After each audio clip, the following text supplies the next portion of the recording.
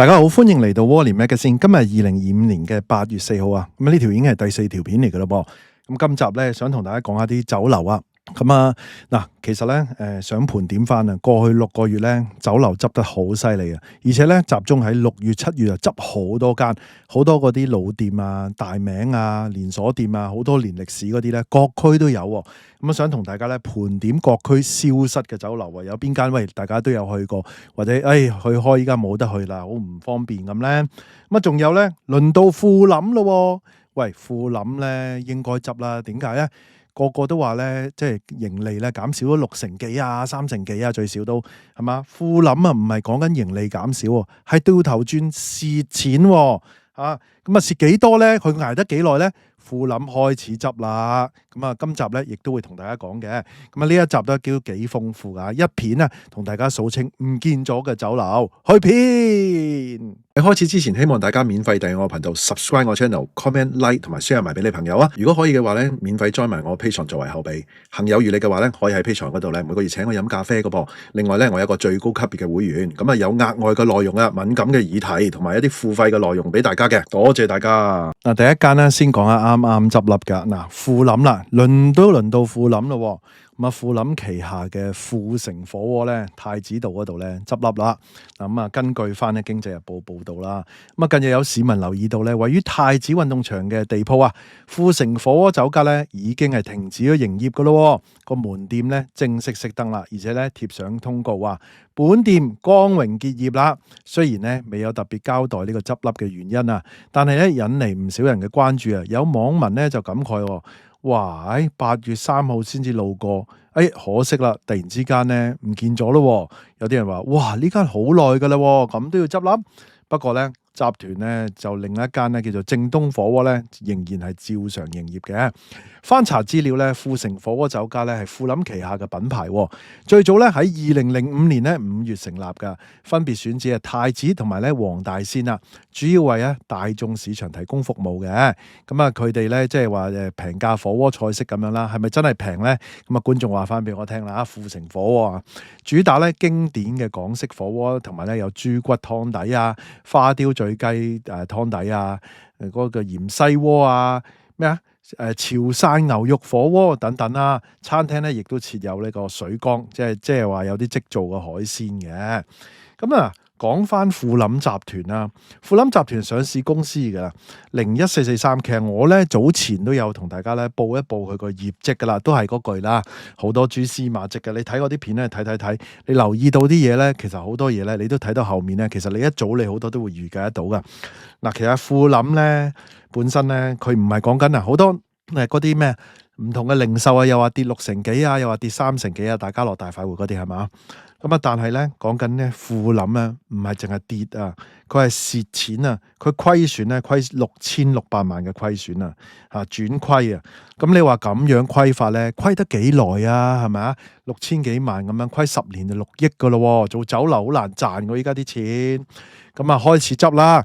咁當然啦，佢酒樓係未噶。依家咧佢係咪執富善咧？係咪由富城開始執咧？雖然頭先個新聞冇話點解會執，咁其實你睇完佢業績，你就知道咧佢要止蝕啦。係咪咧？依家只係開始啊，跟住會繼續執落去咧。我諗下睇下啲租約一到期咧，可能就係一路執落去啦。酒家咧就未見到咧，會同大家報嘅。好啦，同大家咧盤點下過去6個月咧，我話都執得好犀利，各區個執笠情況，嗰個酒家有邊啲啊？呢個啱啱咧2日前先報完噶啦。盈輝海鮮酒家啦，喺長沙灣嘅。呢單嘢咧就又係欠薪嘅，好多間都欠薪啊。小酒樓咧係冇欠薪嘅。一陣都會講下噶。長沙灣分店啦，7月底嘅喎，呢個突然之間結業啦。好多嘅外勞添，有咧即係話咧又要養老人家，又養小朋友咁啊，係嘛？總共咧欠700萬添㗎。又去搞到勞工處啦，係嘛？不過咧，盈輝嗰個鴨脷洲同埋海怡半島嗰個分店同埋澳門威尼斯分店咧，仲有營業。喂，唔知後面咧仲會唔會步嗰個後塵？因為佢依家係爭錢咁樣執笠啦。自己睇住啦，睇實啦嚇。即係另外咧就係有兩間啦，連續啦，就係明星啦。咁啊，之前我一路報，大家話啊，仲有明星咧，明星點啊？轉頭啲觀眾問完咧，轉頭明星咧，老字號啦，黃大仙竹園店嗰個海鮮燒鵝專門店啦，又執笠啦。咁啊，因為咧租約期滿啊，8月1號咧就玩完啦。嗱，咁啊，明星暫時依家執黃大仙呢間嘅啫，咁啊，其他咧仲係運作嘅。不過咧，咁啊都要及實，依家即係點講啊？杯弓蛇影啊，草木皆兵啊，係嘛？其他嗰啲要睇埋佢嗰啲，即係講緊租約期滿會點啊？咁啊好心啦，啲業主咧主動減租，睇下會唔會有得玩落去啊？如果唔係咧，大家真係攬炒啊，個個都出嚟出聲噶啦，係嘛？暫時未有其他嘅全線結業消息嘅。咁啊，跟住仲有一間咧，同一個新聞啊，咁啊太子啊有另外一間酒樓啊，叫金滿樓啦。咁啊都頂唔順佢嘅高昂嘅租金啦。8月咧正式結業啦。咁啊公司話咧會同業主傾咧，即係嗰個新嘅租金嘅。咁啊業主咧大幅加租啊，咁啊租金太高啦，無奈咧都要熄燈。金滿樓咧開業6年啊，咁佢喺通告入邊咧都多謝街坊支持，咁啊話咧就你哋每一次光顧咧，每一句鼓勵説話咧。都係佢哋嘅動力嘅。咁啊網民話好唔捨得啦。咁啊呢間酒樓咧係即係做咗好多年啦，好多人即係團年飯啊、喜宴都喺嗰度嘅。咁啊唔知你有冇食過呢間啦？嗱，咁另外咧就係咧金鐘嘅名都啊，嗱呢間係好嘅收場嘅。咁啊嗱，名都屹立咗35年，而且喺金鐘嗰帶咧相對比較平，容易揾位嘅酒樓喎。咁啊所以咧嗱，咁啊佢玩到9月底啦，依家仲做緊嘅。咁啊嗱呢個咧自己鋪咧都玩唔掂啦。咁啊當然啦，有科技大學買咗佢間鋪啦，3.53億。我都話啦，講咗好多集啦。依家都係大學咧就買鋪啊，大學買物業啦。因為點解？大量啊嘛，大陸啲人嚟呢度咧買學歷啊，唔係買學歷，讀學歷。咁啊，同埋咧就係攞身份證咁樣啦。咁呢個香港嘅價值嚟噶嘛？即係絕對可以咧發揮係嘛？有排做啊！咁啊事件咧影響大概90名員工啦，暫時咧就冇獻身強積金咁啦。咁啊算係少有咧冇事嘅，呢個可以話係光榮嘅結業啦。其他嗰啲咧結業得唔係幾咁光榮，之多話係結業做唔掂啊，諸如此類啦。咁啊名都嘅懷舊粵菜同點心咧都係好多街坊嘅集體回憶。咁啊結業咧其實都幾令人唔捨得噶。嗱，尤其是喺金鐘咧，即係想平揾位咧，容易啲添食飯咁樣咧嚇，咁啊難啊依家嚇，而且佢係比較傳統啲嘅啲點心咧，即係好多傳統點心佢嗰度都有，其他地方可能已經冇咗啦。咁啊，另外咧就新斗記呢間我都估唔到佢執啊，因為我都成日買佢啲燒豬噶。咁啊，佢咧就係咧，亦都係全線結業噶啦。呢個就咁啊，佢咧就曾經係米芝蓮嘅1星級嘅酒樓嚟嘅，開業咧超過10年噶啦。咁佢主打咧火山石燒乳豬同埋啲懷舊嘅粵菜啊，粟米魚塊啊，滷水鵝都係好出名嘅。可惜咧九龍灣嘅 Mega Box 咧係佢最後一間分店噶啦，7月9號咧都結業噶啦。咁啊嗱，其實好多咧喺6月、7月咁樣結業喎，啊8月都有啦。咁啊，網上消息話咧，酒樓就冇資金出糧同埋遣散員工喎。嗱，又係啦。咁啊，仲叫員工咧揾勞工處幫手。咁啊，結業告示咧，亦都提到香港餐飲業嗰個環境非常之嚴峻啊，開源節流咧都搞唔掂啊，令人惋惜。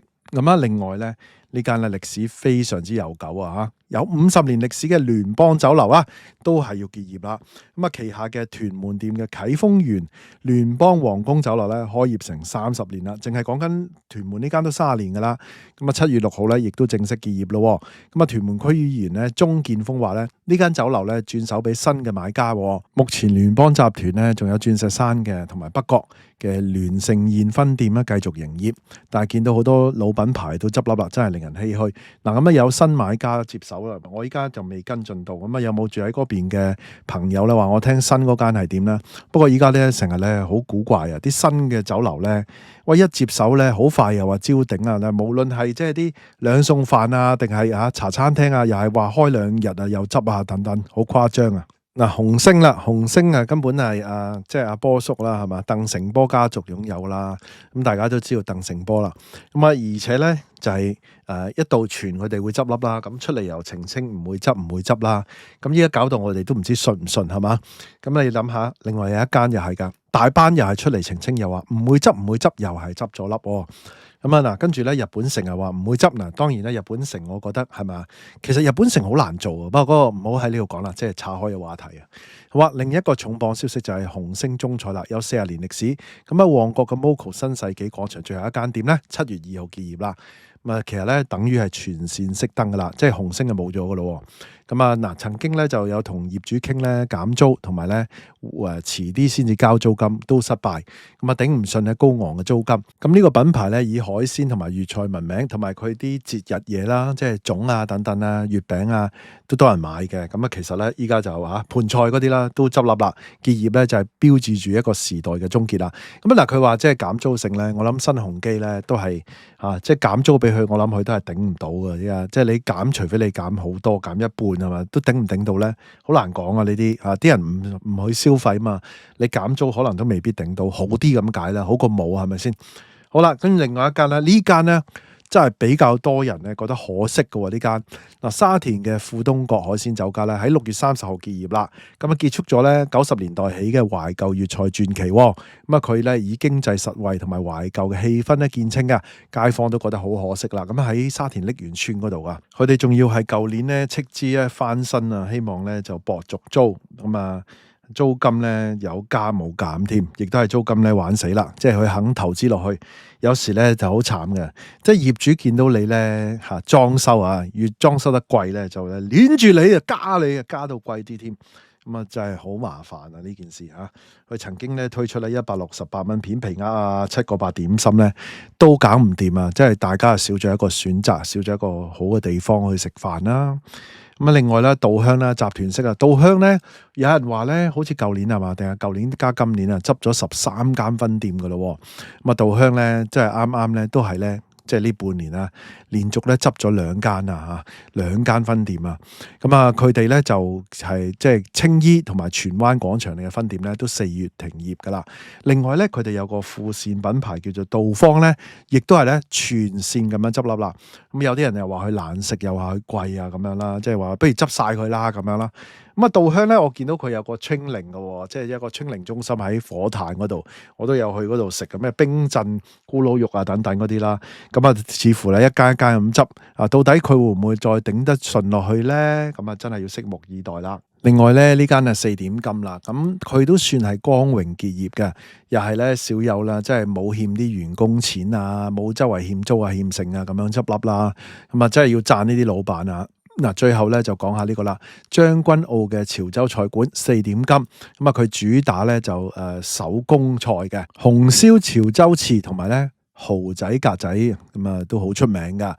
好可惜咧，最近因為咧敵不過市道，咁啊低調咁樣結業啊。其實佢都冇得低調啊，啲人都中意佢啊嘛。咁啊佢結業，咁啊媒體講啊啲人係好可惜啊等等啦。咁啊網民咧喺一個即係 Facebook 群組嘅將軍澳主場咧，就話咧呢間酒樓咧其實佢冇用外勞同埋冇用預製菜，咁啊其實食品質素高，但係咧頂唔順呢個生意淡靜啊。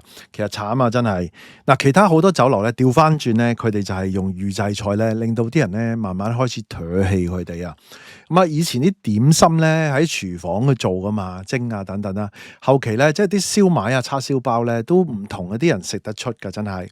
咁啊嗱，加上咧用外勞啦，咁有啲即係有啲人去酒樓啦，咁啊同啲侍應傾下偈啊，即係日日去飲茶都已經熟絡啦。咁啊用外勞咧雞同鴨講咁啊文化差異啊等等各方面啦，有時咧就好似唔啱嘴型咁啦，咁啊可能咧耐啲先習慣啦，或者嚇咁啊，所以有啲人我見到有啲人咧喺我度有啲片咧講話咧，喂見到有外勞嗰啲唔幫襯，哇！跟住有40幾個人 like 嗰個觀眾嘅留言喎，咁啊呢度咧我就唔特別去鼓吹定係點樣啦，咁啊大家各自各選擇啦，咁啊但係呢間我覺得真係可惜啊，即係如果做到咁高質，但係調翻轉咧好慘嘅，有時就係你唔用外勞咧，咁你又唔做預製菜，咁你嘅成本就高啦，咁啊食材就變咗貴啲係嘛，咁變咗佢咧就做唔住啦，好可惜啦咁樣。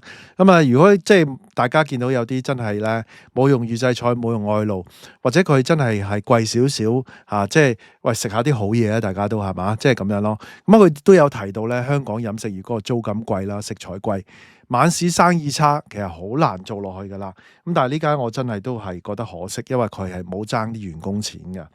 咁啊，其實就係最後噶啦。咁仲有一間咧，呢間其實都唔算係酒樓執笠，因為佢執咗幾次噶啦，執咗2次，由大酒樓變成私房菜，最後做2餸飯都係做唔住噶啦。咁啊，其實有啲人話佢一早要執啦，因為過咗嗰道氣噶啦。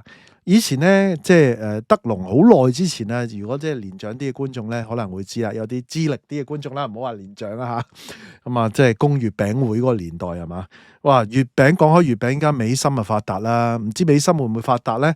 大班又執啦，咁多酒又執笠啦，個個會唔會走去買美心咧？嗬？咁啊，真係好難講啊呢啲。